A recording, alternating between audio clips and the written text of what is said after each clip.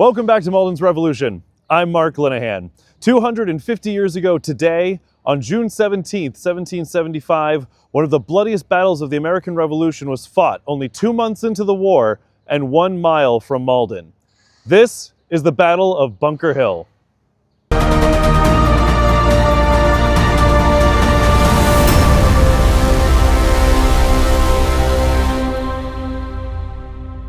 The Battle of Bunker Hill is one of the most famous battles of the American Revolution, and is considered by many to be the true beginning of the United States Army, since even though the militias were not formally organized into the Continental Army until the arrival of General George Washington in July, it was the first time that companies of soldiers from multiple colonies worked together in open battle against the British. Now, unfortunately, this cannot be a detailed video about the entire Battle of Bunker Hill. There are too many important characters and stories to tell.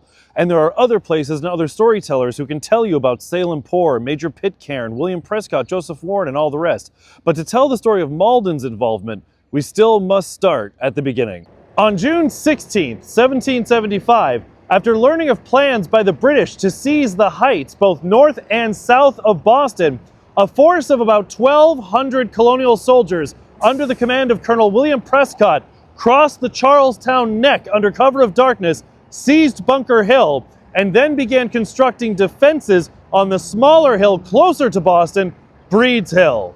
It's called the Battle of Bunker Hill because Bunker Hill was almost twice the size of Breed's Hill and was the more prominent landmark. But also, a British map mixed up the two hills and the name stuck. So the Bunker Hill Monument is on Breed's Hill. When the British spot the construction on the hill, HMS Lively immediately fires on Prescott's men with her 20 guns, but is stopped by our old friend Admiral Samuel Graves because he didn't order the firing and it's also the middle of the night.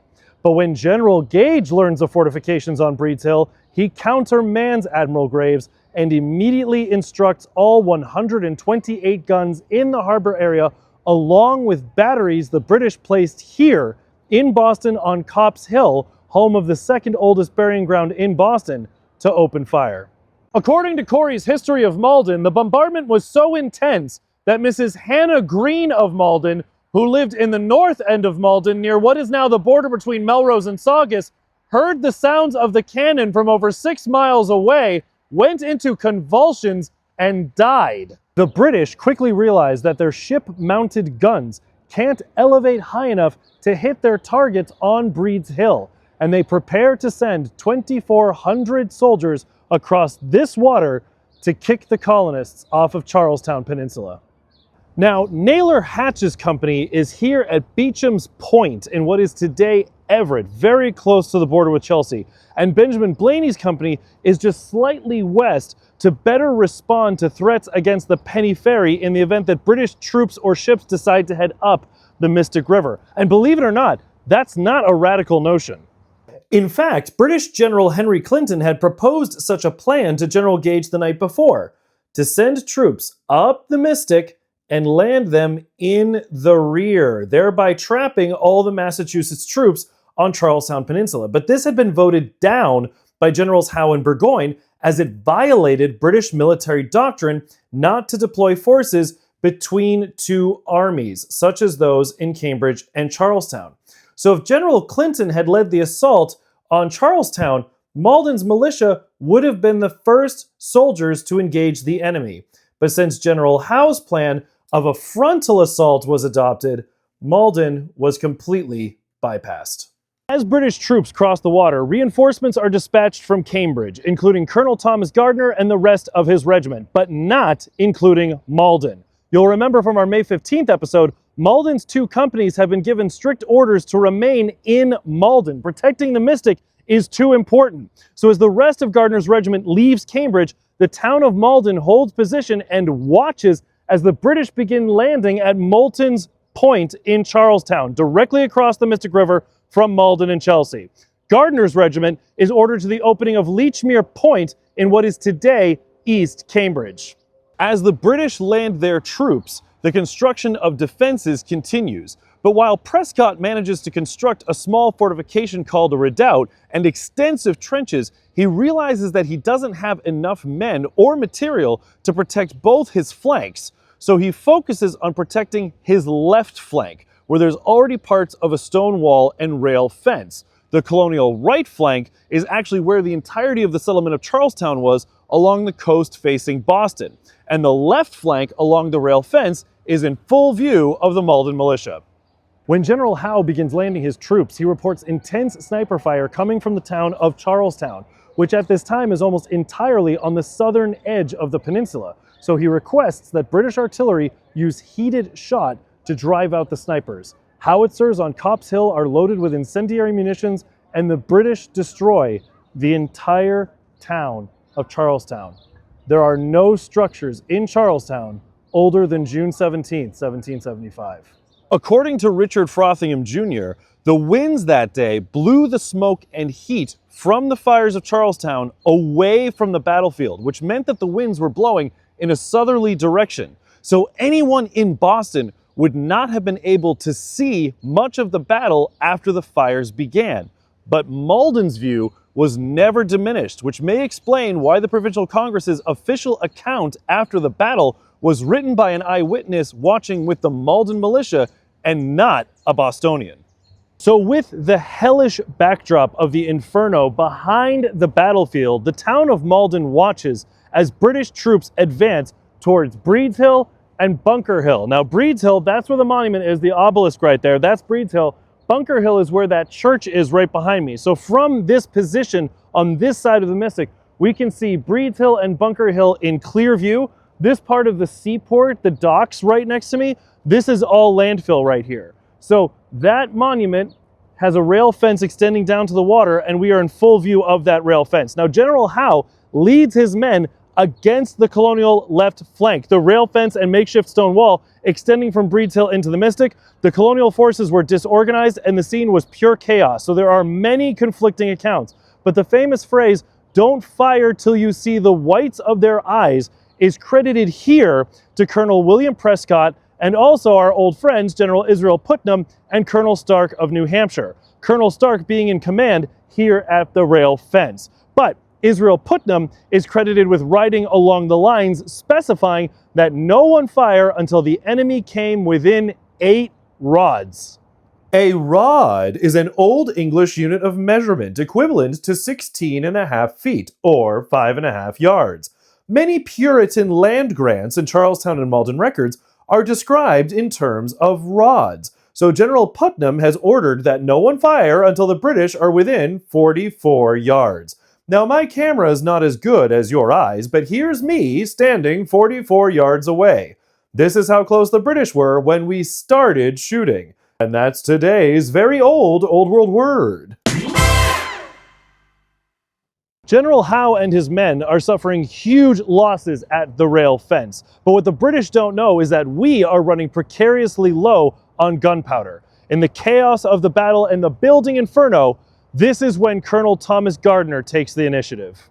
Gardner's regiment is holding fast in East Cambridge, but as the battle raged, the confusion and chaos meant many regiments were overlooked and never received orders, and Colonel Gardner eventually crossed the Charlestown Neck without orders and reported into General Putnam. General Putnam ordered one company of Gardner's regiment to the rail fence and ordered the rest to help with the digging of trenches on Bunker Hill as the fighting rages on Breed's Hill. After being repulsed twice, the British reformed for a third and what would prove final assault. As the British clash with the Americans, many of whom can no longer fire their muskets due to a lack of gunpowder and ammunition, Colonel Gardner is ordered to join the front lines. As he runs down Bunker Hill with his men to plug the gap between the redoubt and the rail fence, Colonel Gardner is shot through the groin and falls mortally wounded.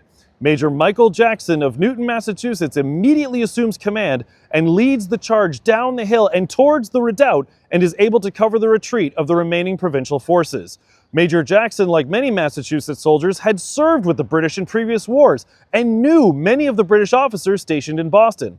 According to Samuel Swett, a British officer leading his men past the redoubt recognized Major Jackson at the front of his men and shouted, "What, you damned rebel, are you here?"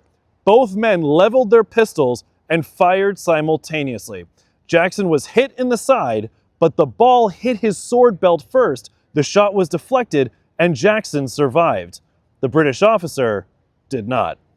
But despite numerous valiant episodes such as this, eventually all colonial forces were forced to withdraw across the Charlestown Neck and into what is today Somerville. The last unit to retreat on June 17th was the Charlestown Company of Gardner's Regiment, assigned to Colonel Stark at the Stone Wall. I want to take a second to talk about the emotional impact that all of this would have had on the people of Malden. Any battle or potential battle at this time would have had a fair number of spectators, so it's not just the Malden militia on these hills, but their wives and children watching the battle unfold. And as we watch hundreds of British troops land just across the river from us, men who are still our countrymen, the fire and smoke builds behind them on the opposite side of the hill. The fire is so massive that Abigail Adams and her 7-year-old son John Quincy both left accounts about the trauma of this experience. But they're watching from over 10 miles away in Braintree on the wrong side of the fire. They can't see any of the actual fighting. Malden, meanwhile, is only 1 mile away. Anyone with a spyglass, Captain Naylor Hatch very likely had one, was potentially close enough to identify individual faces, as we know happened when Colonel Prescott was identified from Copp's Hill by his own loyalist brother-in-law. Additionally, Charlestown isn't just another Massachusetts town. Malden was originally part of Charlestown. The land of Malden was settled by Charlestown settlers. Every home on fire across the Mystic is the home of a cousin, a parent, or a grandparent. Our family homes are burning, and while other men die to protect them, the entire town of Malden, under orders, can do nothing but watch.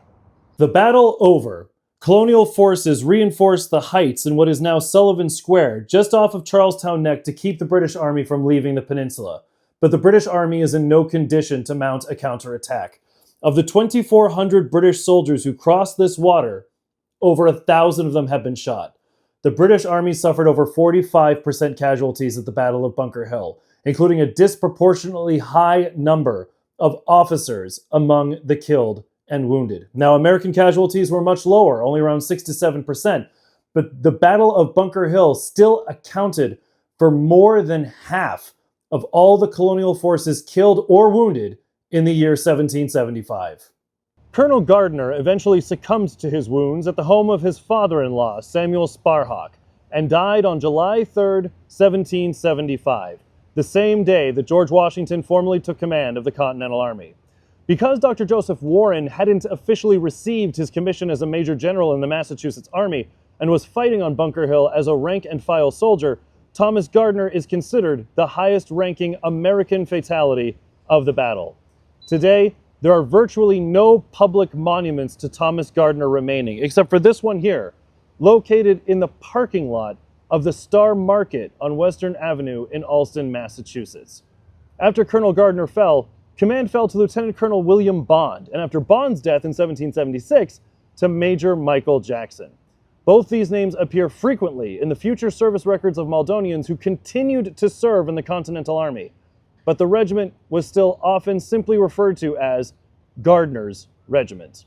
After the Battle of Bunker Hill, the Massachusetts Committee of Safety sought to counteract what they called General Gage's misrepresentations about the events of June 17th, and they asked the Provincial Congress to put together a committee to make a report on the battle.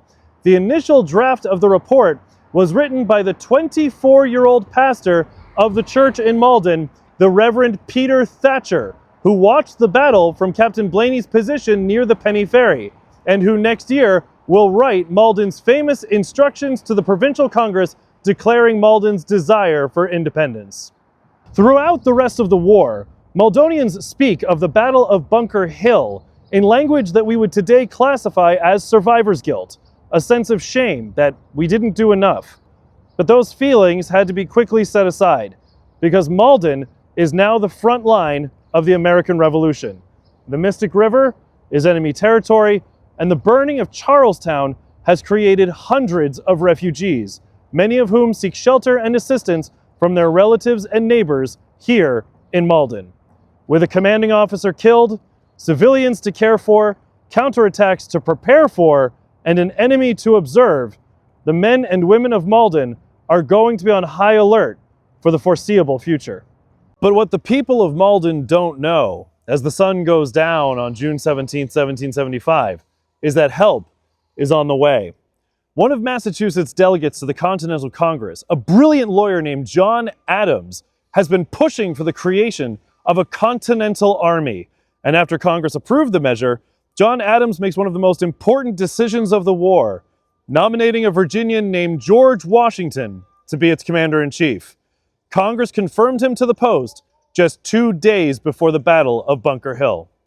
But what will remain of the Massachusetts Army when Washington arrives? Will Massachusetts men follow orders issued by a Virginian? Will the British attack before Washington gets here? See you soon.